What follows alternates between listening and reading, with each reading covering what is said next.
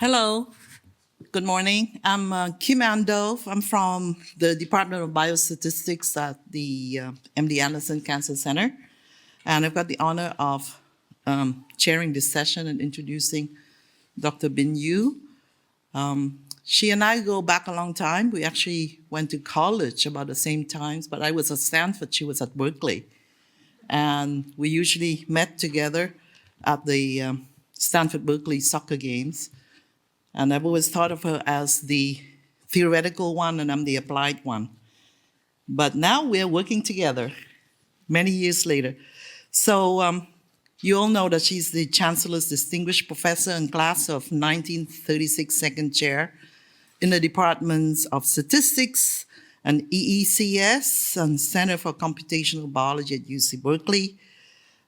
She came from Peking University and has actually traveled and worked at numerous different universities. I'm not going to list them out, it's long, but currently she has published more than 170 publications in premier venues. And in biostatistics, we look at the H-index. So it's got an H-index of 80 and more than 45,000 citations. It's pretty impressive. And these papers not only investigate a wide range of research topics, from practice to algorithms and to theory, but also seek deep insights. And the breadth and depth of her research experience enabled unique and novel solutions to interdisciplinary data problems in many areas, including image compression, network tomography, remote sensing, neuroscience, genomics, and precision medicine. So later on, we will see that she's got a new book with Rebecca Bader called Veridical Data Science, the Practice of Responsible Data Analysis and Decision Making. So the focus of the talk today will be on predictability, computability, and stability, which are the three core principles of data sciences. And Professor Yu's research group has leveraged new computational developments to solve important scientific problems in many areas that are often using interpretable statistical machine learning approaches with the domain expertise. So specifically, beside her example she'll describe today, I also want to say that her group has worked with my group at MD Anderson Cancer Center, and our group have employed the PCS framework in early cancer detection projects for pan-cancer data. We got a paper published in 2023 in Cell Reports Medicine. It's called a blood-based metabolomic signature predictive of risk for pancreatic cancer. And we're now working on two more papers with Professor Yu's PCS framework. So without further ado, I'll give the floor to her so that she can wow you some more of all the theory and applications. Thank you. Well, thank you, Kim, for the very generous introduction. So let me just hit the road and start talking about veridical data science and some ongoing work on uncertainty quantification. So data science is a pillar of AI. A lot of the AI advances really has an important component, data science. With veridical data science, the definition actually evolving. In the paper with Carl, who is here, we define a little differently. So this is from the book, more recent. It's the practice of conducting data analysis while making human judgment calls and using domain knowledge, which is very important, to extract and communicate useful and trustworthy information from data to solve real-world domain problem, and spans the data science lifecycle, as Russ mentioned. So I like to really orient, this is kind of from the book, as like the goal of data science is not about the data you have, it's about future data and future decisions. And data is not reality, it's only approximation. Depends on how good data is. A lot of the AI is about data quality now, it's because data can be distortion reality. And the algorithm sits on top are mental constructs. And if they have anything with reality, we have to do the work to bring them down to reality. And future, future, future. So let's just ground ourselves. Kim mentioned about the prostate cancer detection. This is another project with Michigan group on prostate cancer. Prostate cancer has lifetime occurrence 12% or so. And the current detection called PSA is related to a gene called KLK3, has relatively low detection performance, right? You have 80% sensitivity, you're gonna have like 40% specificity. Can we do better? And the second project motivating I want to get to talk about is really a BioHub project with again, Stanford Collaborative as main collaborators, and Tiffany's here and Chen Ru from Stanford, try to find out genetic driver, a particular heart disease called HCM, where the left ventricle, like chamber, the wall gets thickened. And pre-work showed that it was really a genetic component, and cell size might be the main reason for this thickened wall. So I want to ground why we're here is really to solve problems. And you can look at the first problem, a data science problem. What's the question? What data use? We use actually the data from some consortium. How do you clean it? How to do visualization? What algorithm to use? Can you use 1 or 2 or 3? And it's important to really have a good proxy about the future data, right? The test is not developed for the people already in your study. It's for the future population. In medical research, usually you need external validation.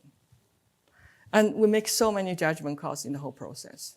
Similarly, for the second problem, I just jump to the proxy. Here is a very different kind.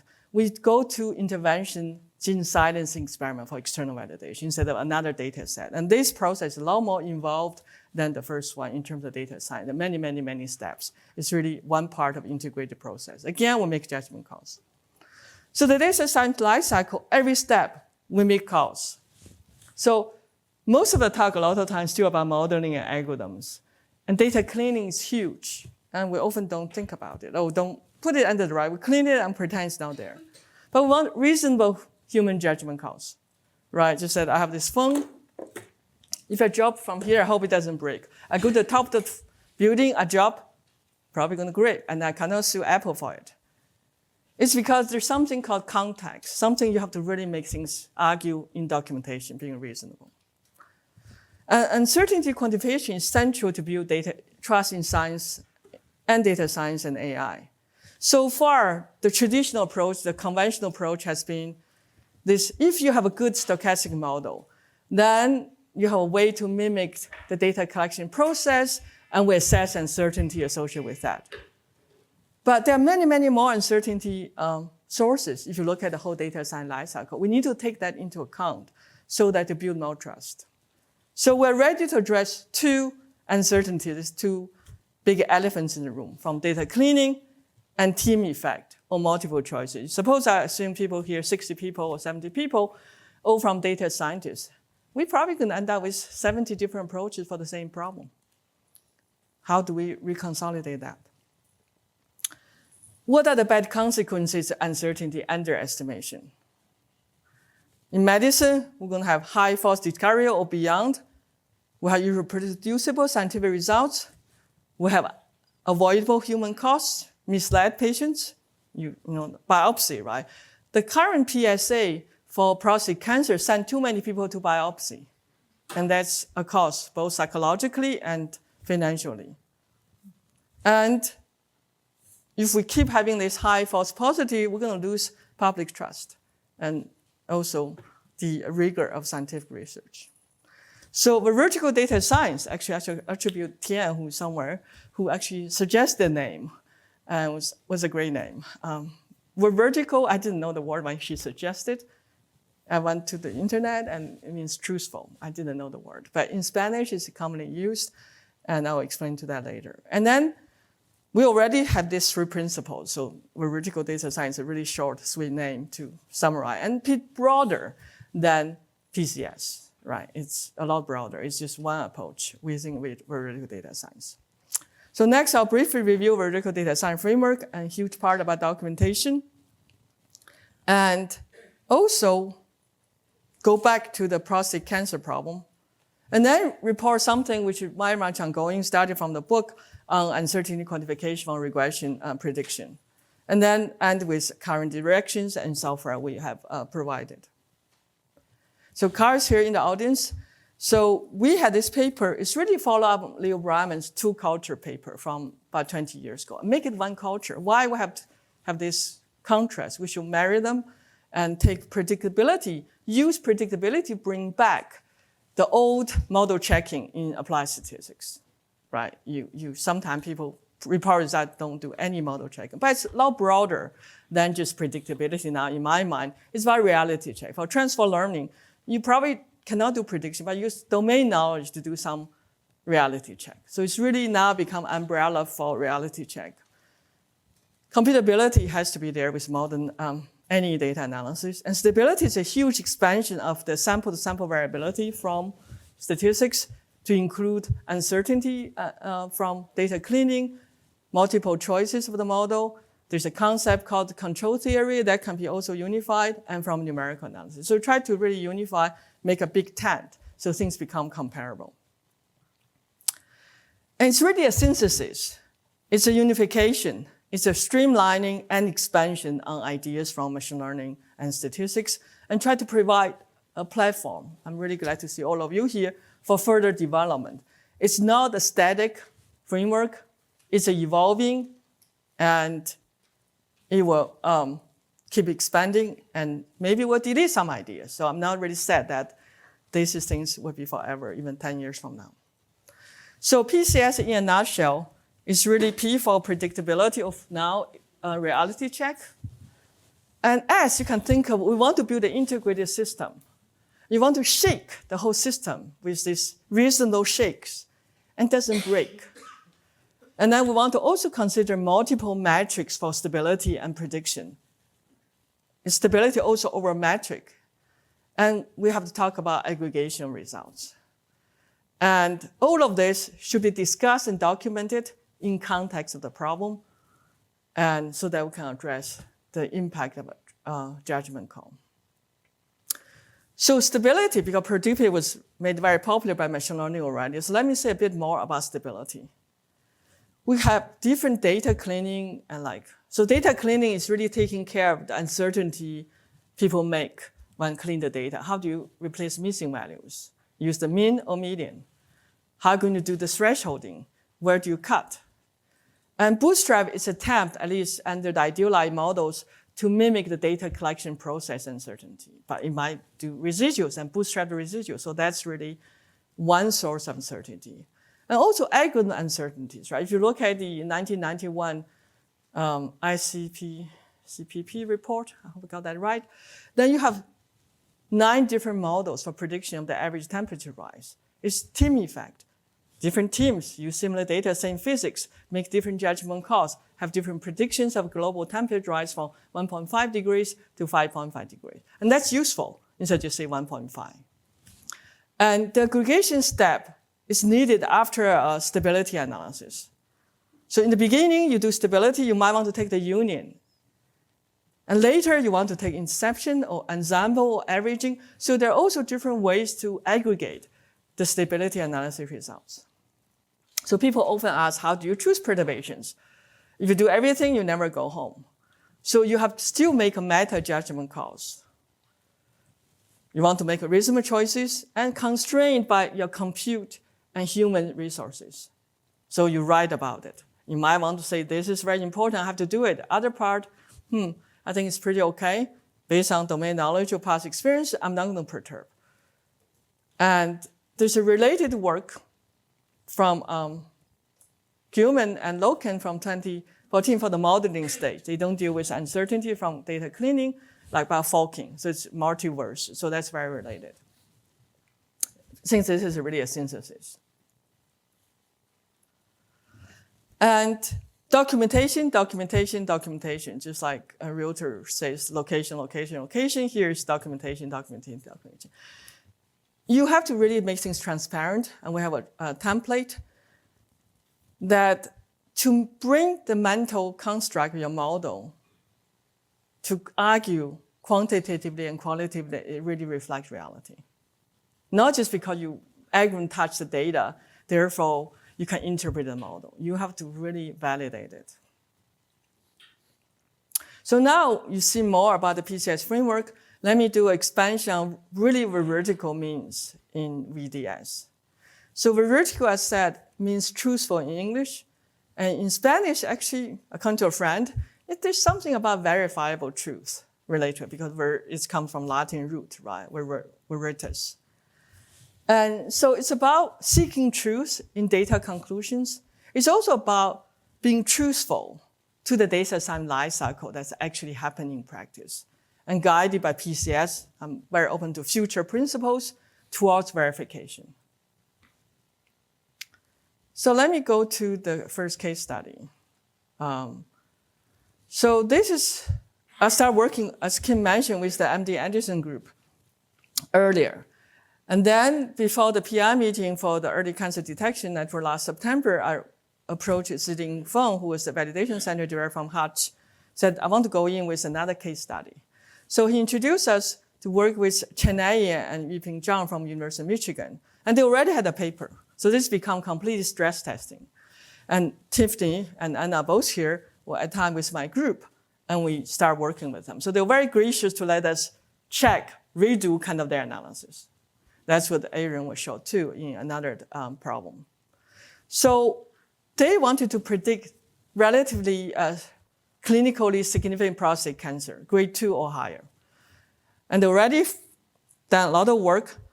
And for this version, 2.0 mice prostate cancer score, MPS, they have 54 genes with clinical variables, okay? And they already have external cohort lined up, not touched. So they end up using logistic elastic net with 17 genes. Remember the KLKS is basically the gene measured by PSA, the current prostate cancer test. So that makes it 18. But we usually talk about 17 because that's always there. And that's where we started.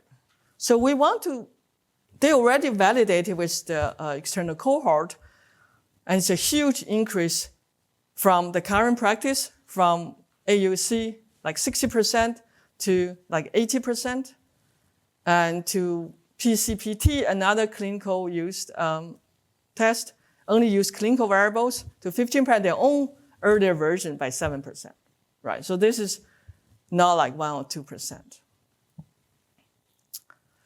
So we talked to Yuping and really identified the reasonable human judgment call. Basically said, when she did the thresholding, I just one example, there's one variable she used a threshold, talked to her about, could you have used a different threshold? And she said, yes, I could have used a different threshold. So that's how we decided what are the reasonable calls. It's not arbitrary calls, but reasonable calls that she could have done. And we end up with 4 different ways to process the data or clean the data. And then we did a prediction check, and we did a lot of stability, ranking for we did multiple methods, bootstrap, uncertainty, all of that. We look at different ranking of the genes. And we also look at subgroup accuracies, because when we really want to do precision medicine, it's not enough just the average performance. We want different subgroups to have good performance. It's also related to fairness.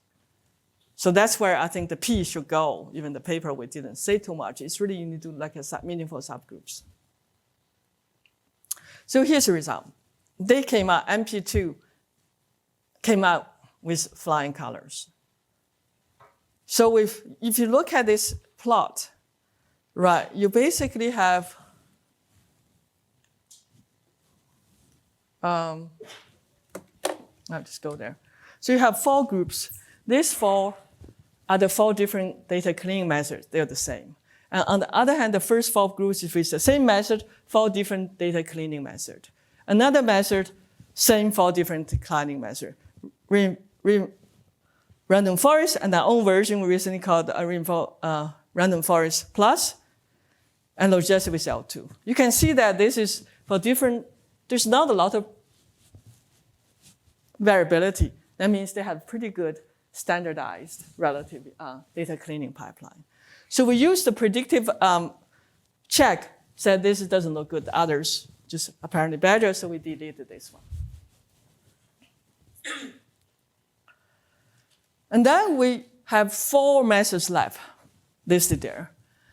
And remember, we have data cleaning perturbation, we have bootstrap perturbation, we have method perturbation for them. And we just get all the different rankings with each possibilities and got stable ranking. We also use top K rank features plus scrambles, so we end up with different ranking than the 17. A lot of the top ones are still there. So instead of 17 genes, we end up with 7 genes, wishful thinking. So the early one, MT1, was using the one using PSA and this gene. This is something about 2 genes kind of get messed up together, got fused, and they're all well-known prostate cancer genes. And so this was done based on complete development training data. And that was before the September meeting. After that, we did touch the data from the validation. Actually, they did it. We didn't touch. We gave the data algorithm to Hutchinson, and the validation center rerun everything and did. So as I said, external validation is really a proxy to the future. It's not the same, but it's proxy to the future. And just worry about this too, that a lot of plots. So this is from MPS plus, plus means with clinical, and our method. So a little bit worse, 1%. But remember, the data cleaning will introduce 1% to 2% difference. So it's within that uncertainty from data cleaning. So we think it's comparable. And we have another data set from Michigan, a little smaller. And you see actually closer performance, but it's really within the 1 to 2 data cleaning uncertainty. So we have 2 external validation data sets to show that the result we saw in the development cohort actually holds up. So the second case study, Tiffany will speak about it after me, is this low resolution, a low signal noise ratio of iterative random forest. So it's only one step in many, many steps of integrated pipeline.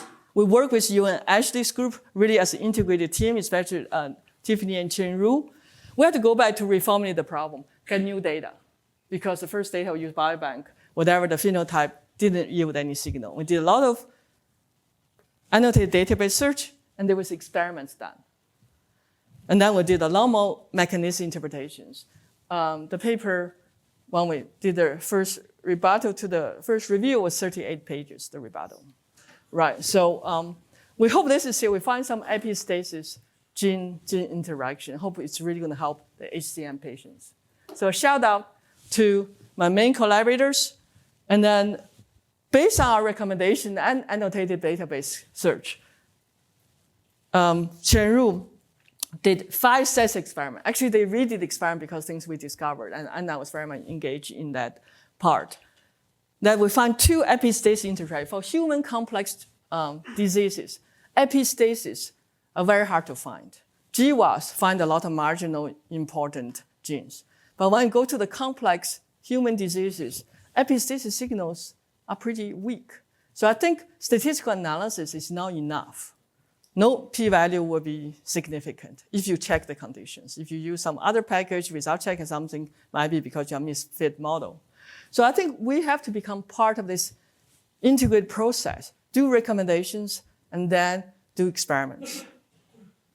This ranking, the accuracy for this problem you'll hear is 55%. But the ranking was meaningful, and we validated with gene expression. So now moving to the last part, which is we're working on. So my co-author, my former student, postdoc now Utah University, Rebecca Butter, who's really another person I shall give a shout out to embark on the journey writing a book when she was a first-year PhD student, and took us 9 years. Without her, it wouldn't have been possible. So it's great teamwork. So these are people now working on follow-up. We have a chapter 13. We just use common sense, come up with the idea how to do PCS perturbation intervals. And I know that we need to do more work. I kept worrying that, what if it doesn't work? But for whatever reason, we wanted the uncertainty quantification. So the high level, the uncertainty quantification of PCS is really trying to take into account the three sources of uncertainties, right? That's what traditional statistics already take care of through Bootstrap and things like that. And we want to add, this is weird, data cleaning choices and modeling choices. So you think about you have source value interest and you have source population, you have a lot of data. With domain knowledge, you create these pseudo data sets. Bootstrap is kind of doing that already, but now we're adding noise. So this is all merged together in here. And then you have different models, as I mentioned, with the climate modeling. So you have different value, even with the same pseudo data set, you might end up with different value, like global temperature. You don't have 1, you have 9. And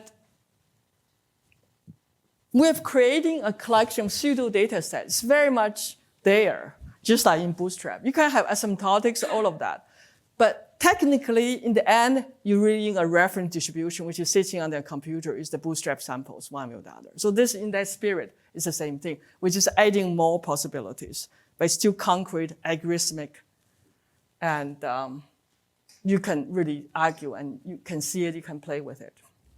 So if you look at the prediction interval construction, which is chapter 13 of the book, we don't always get to do data cleaning. With biohub data, it's already cleaned. We don't have the raw data, so we don't always get to do it. But we can do some simulation, do some different deletions. And we use multiple algorithms, and we remove bad algorithms, as I showed you, right? The one we removed for the cancer problem. And then we do local calibration, use stability. Bootstrap is one source of perturbation, multiple algorithms, or maybe data cleaning. And then we scale the length to achieve empirical coverage on validation set. Of course, I'm implicitly assuming the validation set is a good approximate to the future data. Otherwise, whatever I see have nothing to do with what you care about. So that's how to set the test data. Validation is the best you can, a good proxy to the future, as much as you know. And then we like to compare with a method that's gaining a lot of attention called conformal. Conformal is more modeling, more traditional, doesn't really deal with data cleaning certainty. It uses one model and doesn't really do explicit model checking. And performs global calibration. You basically do the prediction, get the residuals, and you get the quantiles, and use that the same quantile for every data points for the future. And there you have a theoretical assumption because everything's under stochastic probabilistic model, you have exchangeability. Of course, we have to assume something too, but it's empirical. There is more theoretical. So we decided after the book to try the real-world regression data is commonly used. And we didn't worry about data cleaning and 13 for this because a lot of data already there, but we might do some synthetic data cleaning later. So the first 6 data sets are kind of low-dimensional data. You have thousands and you have relatively small number of features, but the last one seemed to be relatively high-dimensional, right? You have 260 and 1,000. So that's the data. So we're going to compare PCS approach and conformal through coverage and width. So here's a summary before I show you 2 examples. We find that a similar desirable coverage for PCS and conformal, so that's good. But for the more small, low-dimensional data set, PCS actually has a width reduction about 30 to 50%. So shorter. Of course, we have used a little bit more computation because we use multiple methods.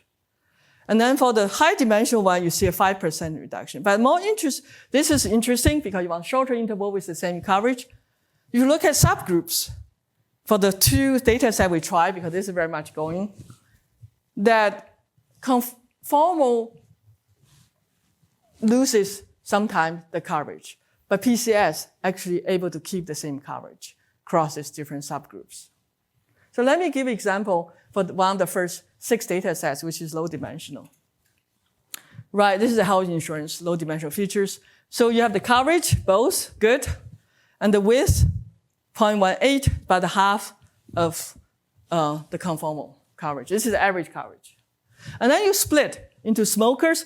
The Y is the insurance premium predicted from the different variables. Smokers, so PCS retains 0.9 coverage, and then the conformal drop to 0.8.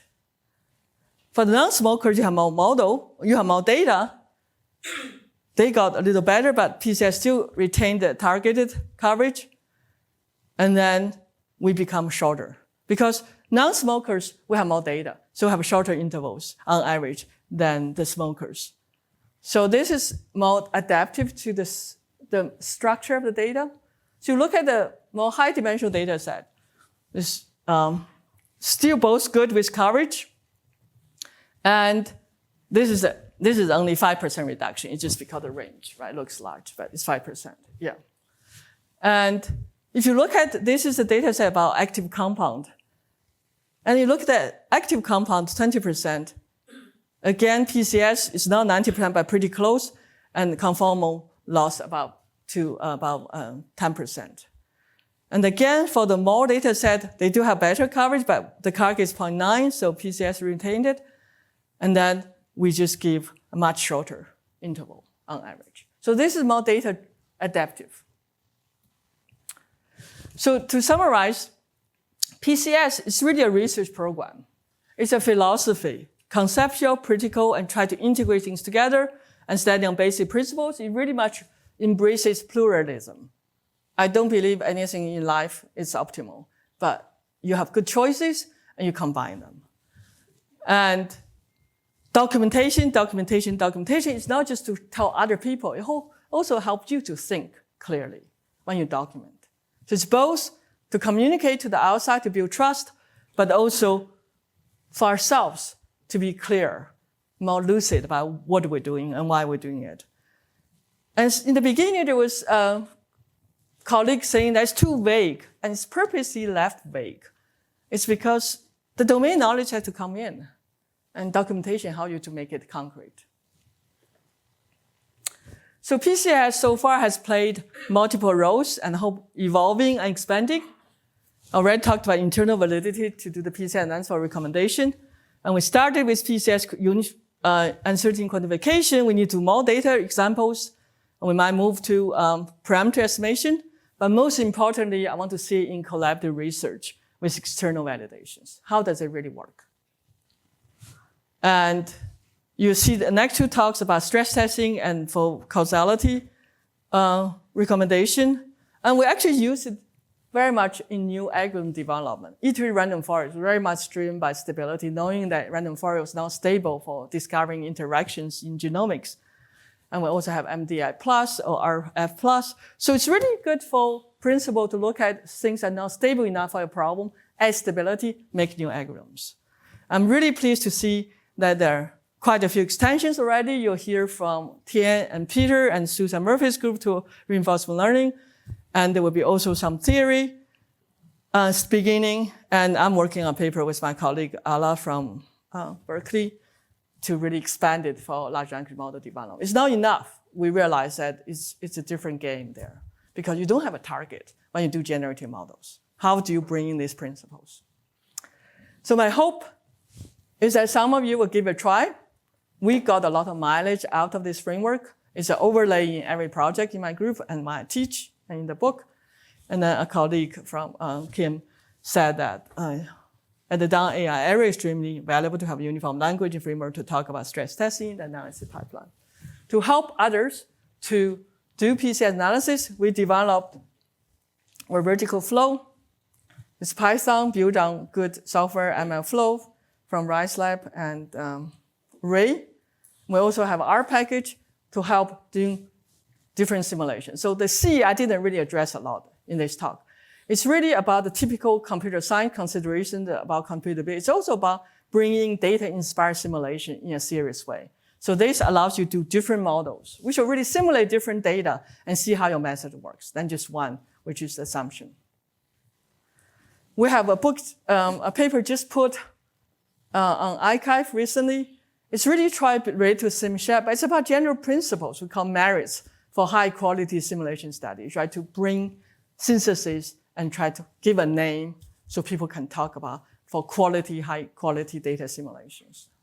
And documentation through the collection with MD Anderson, Tiffany and Anna, and so my website. You can take it and cannibalize it for your own problem. Follow these different steps. So it just helps you think. And the book there's a free online copy And MIT Press is publishing on October 15th. It's already on Amazon.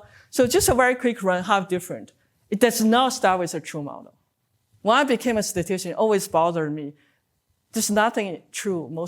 All the problems I work on, there's no true model. So for education, you have to embrace what the practice is and then guide you making these choices through documentation and domain knowledge. So thank you all. And I want to just say one thing about a person I should mention is Cheng-Wei Lim, who is now at National University of Singapore, who was the first student who worked with me down this PCS path. So many wrong starts. Without his courage and his persistency, we wouldn't be here today. We tried to just add stability to model selection in LaSue. I was very much a modeler at the time. And there were so many false starts. We didn't know we need actually model checking. We just went for stability and just didn't work. It didn't work. And we didn't have the right metric. It didn't work. Eventually we said, we need model checking. We have to peg against cross-validation. And that's what made it work, called ESCV. So I want to have a shout out to Cheng-Wei. Without him, his persistency, we wouldn't be here today. Thank you.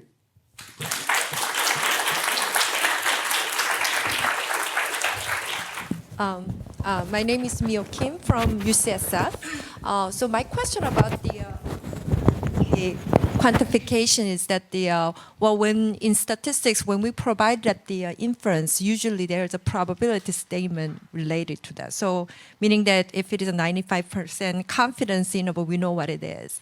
Or if we are, if one is a Bayesian, we know that what is that the credible interval means. So in this case, using that the PCS framework, suppose that if you provide some kind of interval, what is that the interpretation of that? Question? Oh gosh, I lost it. Okay, I'm trying to get myself off the mic. So there is the probability distribution makes a lot of sense when the model describes reality. Otherwise, you create a universe that is quite far from reality. So here we take that into account too. As I said, we have a collection of pseudo data sets. The uncertainty is related to that.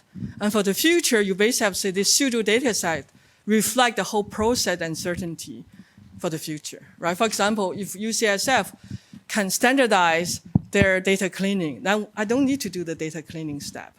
But if the algorithm can be transferred to Stanford, maybe they clean the data a little differently, then that has to be taken into account. So in the paper we're working on, I want to move towards condition on how the future will be. We have different uncertainties expressed. Because you have to take into account who is going to use your algorithm and how they can do the data. Right? Maybe you can fix the algorithm, but data cleaning we never fix, right? People just clean different way. And that's actual, that the probability framework doesn't take into account. And if you just aggregate it into ensemble, then just become one algorithm, right? Or you think it's a different groups like the climate people, they actually keep 9 models. And that's also, so the future has to come into play for us to assert uncertainty. That's where I'm going. I hope it would become more acceptable. But excellent question, because I have been struggling with that too. Thank you.